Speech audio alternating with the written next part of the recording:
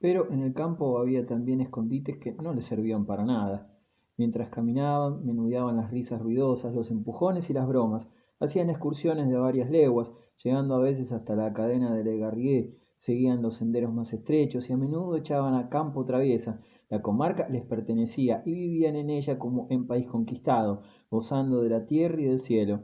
Miet, con esa laxitud de conciencia propia de las mujeres, se permitía coger un racimo de uvas y una rama de almendras verdes en las viñas o en los almendros, cuyas hojas le azotaban el rostro al pasar, lo cual se oponía a las ideas absolutas de Silverio, sin que por otra parte se atreviese a reñir a la niña, cuyos raros enfados le desesperaban. ¡Ah, qué perversa! Pensaba, dramatizando puerilmente la situación.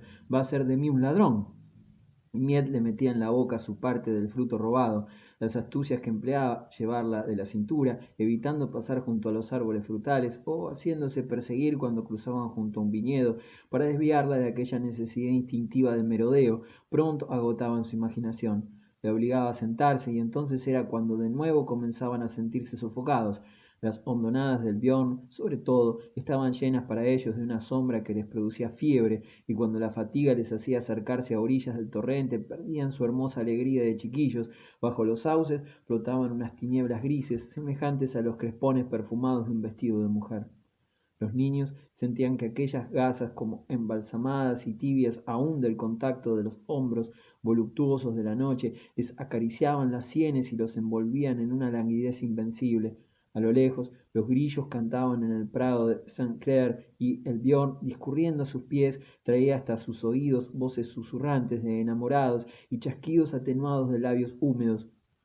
Del cielo dormido caía una cálida lluvia de estrellas, y bajo la caricia estremecida de aquel cielo, de aquellas aguas, de aquella sombra, los niños tendidos hacia boca arriba sobre la hierba, el uno junto al otro, desfallecidos y con las miradas perdidas en la oscuridad, buscaban sus manos y cambiaban un breve apretón. Silverio, que comprendía vagamente el peligro de tales éxtasis, se levantaba a veces de un salto, proponiendo pasar a una de las islitas que las aguas bajas descubrían en medio del río. Ambos se aventuraban, descalzos. Miet se burlaba de los guijarros y no quería que Silverio la sostuviese, ocurriéndole una vez quedar sentada en el centro de la corriente, pero no había ni 20 centímetros de agua, y todo quedó reducido a tener que secar su falda de encima. Después, cuando había llegado a la isla, se tendían boca abajo sobre una lengua de arena, con los ojos al nivel de la superficie del agua, cuyas escamas de plata veían chispear a lo lejos en la noche clara. Entonces Miet decía que iba en una barca y que la isla caminaba. Ella sentía cómo la arrastraba, aquel vértigo que le producía la corriente del agua, que sus ojos miraban fijamente, les entretenía un instante, teniéndoles allí en la orilla, cantando a media voz como los remeros mientras golpeaban con sus remos el agua. Otras veces, cuando la isla tenía un ribazo bajo, se sentaban en él como en un banco de hierba, dejando colgar sus pies desnudos y sumergiéndolos en la corriente, y durante horas y horas charlaban, azotando el agua con los talones, meciendo las piernas, entreteniéndose en desencadenar tempestades en el apacible remanso, cuya frescura calmaba su fiebre. Aquellos baños de pies hicieron nacer en Miet un capricho que estuvo a punto de echar a perder sus bellos amores inocentes. Empeñóse a toda costa en bañarse. Algo más arriba del puente del Bjorn había una hondonada muy a propósito, según decía ella, de una profundidad de 3 a 4 pies apenas, muy segura. Hacía tanto calor y estarían tan a gusto con el agua hasta los hombros. Además, hacía mucho tiempo que tenía unos deseos locos de aprender a nadar. Silverio le enseñaría. Este presentaba objeciones. De noche no era prudente, podían verlos, tal vez les sentase mal, pero no exponía el verdadero motivo. Instintivamente se sentía muy alarmado al pensar en aquel nuevo juego, preguntándose cómo se desnudarían y de qué manera se las arreglaría para sostener a Miet en el agua, en sus brazos desnudos, pero ella no parecía parar mientes en todas estas dificultades. Una noche la muchacha llevó un traje de baño que se había cortado de un vestido viejo. Silverio tuvo que volver a casa de tía Dide para buscar su calzón. La partida fue completamente inocente. Miet ni siquiera se apartó, se desnudó con toda naturalidad a la sombra de un sauce tan densa que su cuerpo de niña solo puso en ella durante unos segundos una vaga mancha blanca. Silverio, de piel morena, apareció en la noche como el tronco oscurecido de un roble joven, en tanto que las piernas y los brazos de la muchachita, desnudos y torneados, se asemejaban a los troncos lechosos de los abedules de la orilla. Después, los dos, como vestidos de las manchas oscuras que el follaje dejaba caer sobre ellos, entraron en el agua, jubilosos, llamándose y lanzando exclamaciones, sorprendidos por el frío, y los escrúpulos, la vergüenza inconfesada, los pudores secretos quedaron olvidados. Permanecieron allí durante una hora larga, zambulléndose, arrojándose al agua al rostro, Miet enfadándose para romper a reír inmediatamente, y Silverio dándole su primera lección, hundiéndole en el agua la cabeza de cuando en cuando para acostumbrarla, mientras la sujetaba con una mano por el cinturón del vestido, colocándole la otra bajo el vientre. Ella movía furiosamente las piernas y los brazos creyendo nadar, pero en cuando él la soltaba se debatía gritando, y con las manos tendidas golpeando el agua se agarraba donde podía a la cintura del joven o a una de sus muñecas.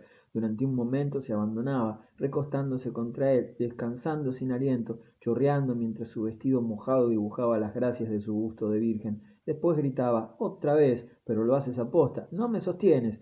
Y no les causaba vergüenza alguna aquellos abrazos de Silverio, inclinado para sostenerla, ni aquellos salvamentos de Miet, enloquecida de miedo, colgándose del cuello del joven. El frío del baño ponía en ellos una pureza de cristal. Bajo la noche tibia, en medio del follaje desmayado, eran dos inocencias desnudas que reían.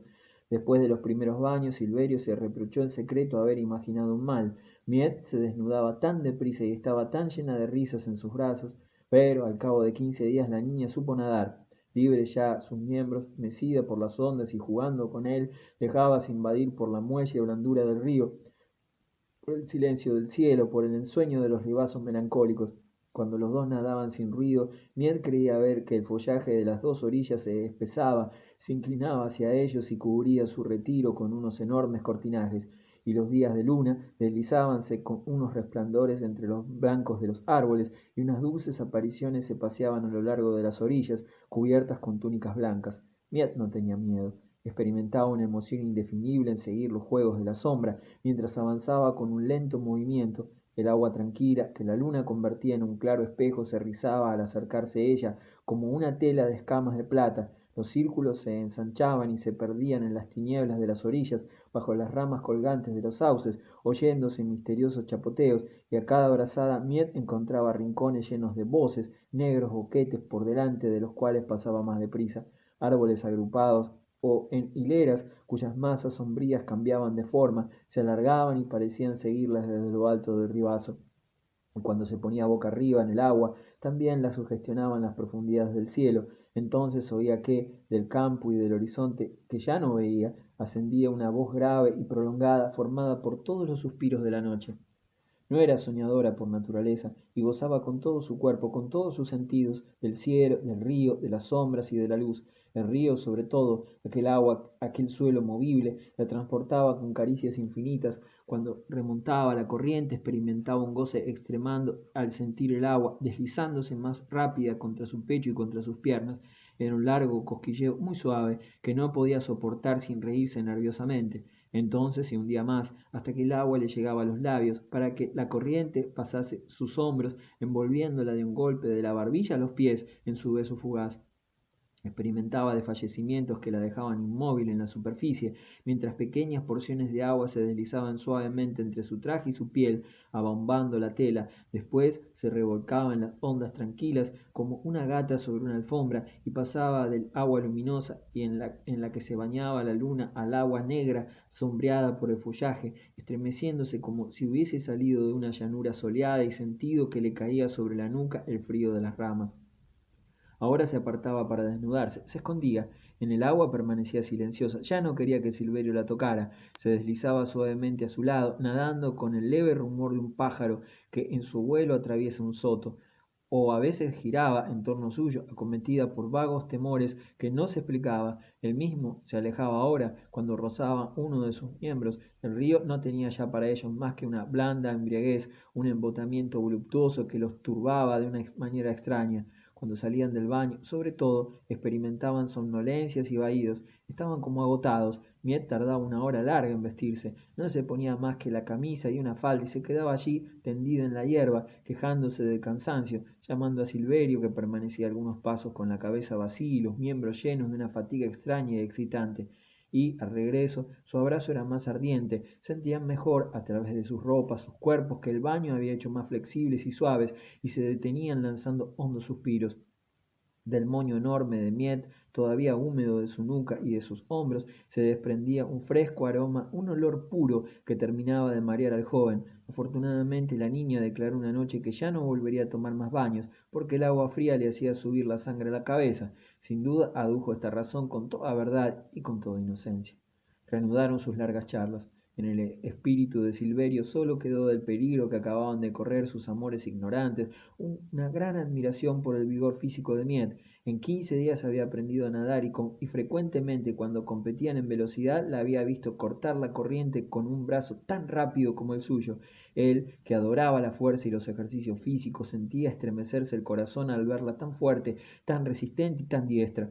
Había en su corazón un aprecio singular por sus brazos robustos. Una noche, después de uno de aquellos primeros baños que tan risueños los dejaban, se habían agarrado por la cintura sobre una lengua de arena y durante unos cuantos minutos había luchado sin que Silverio lograse derribar a Miet, y como el joven perdiese el equilibrio, fue la niña la que quedó triunfadora. Su enamorado la trataba como un muchacho, y aquellas marchas forzadas y aquellas locas carreras a través de los prados, aquellos nidos cogidos en las copas de los árboles, aquellas luchas, todos aquellos juegos violentos fueron los que les protegieron durante mucho tiempo, impidiéndoles que manchasen sus ternuras.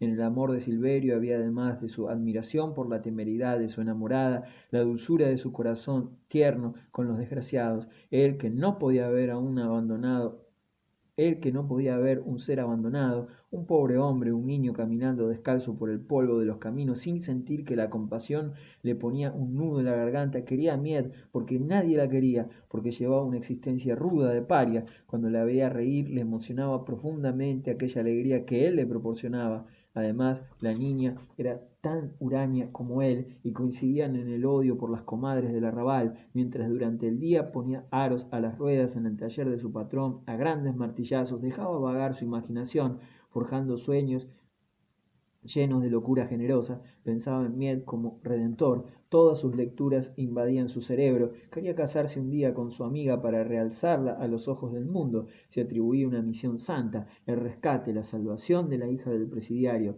y tenía la cabeza tan atiborrada de alegatos y teorías sociales que no se formulaba estas cosas sencillamente, sino que se perdía en pleno misticismo social, imaginando rehabilitaciones de apoteosis en las que aparecía Miet sentada en un trono al final de la avenida del Suabre, y toda la ciudad inclinándose, pidiendo perdón y cantando alabanzas. Afortunadamente olvidaba todas estas cosas tan bellas en cuanto Miet saltaba a la tapia y le decía una vez en la carretera: vamos a correr, ¿quieres? Apuesto a que no me alcanzas.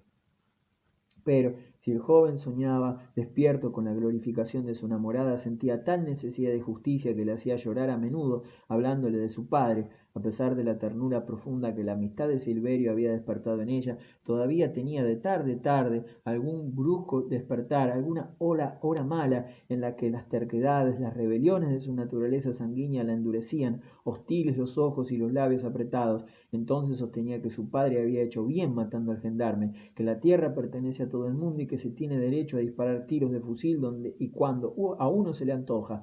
Y Silverio, con su voz grave, le explicaba el código tal como él lo comprendía, con peregrinos comentarios que hubiesen hecho dar un respingo a toda la magistratura de Plassans. Estas conversaciones tenían lugar por lo general en algún rincón perdido del prado de Saint Clair. La alfombra de hierba de un negro verdoso se extendía hasta perderse de vista, sin que un solo árbol interrumpiese la inmensa extensión, y el cielo parecía enorme, llenando con sus estrellas la desnuda redondez del horizonte. Los niños estaban como mecidos en aquel mar de verdor. Miet luchaba porfiadamente. Le preguntaba a Silverio si hubiese sido preferible que su padre se dejase matar por el gendarme, y Silverio guardaba silencio por un instante. Después decía que en un caso así era mejor ser la víctima que el asesino, y que matar a un semejante era una gran desgracia, aun en el caso de legítima defensa. Para él la ley era una cosa santa, y los jueces habían tenido razón al mandar a Chantegris a presidio. La muchacha se enfurecía. De buena gana hubiese pegado a su amigo, al cual le gritaba que tenía tan mal corazón como los demás, y como él continuase defendiendo firmemente sus ideas de justicia, ella acababa por romper a llorar, balbuciendo que no había duda de que él se avergonzaba de ella, ya que le recordaba siempre el crimen de su padre. Estas discusiones terminaban con lágrimas en una emoción común.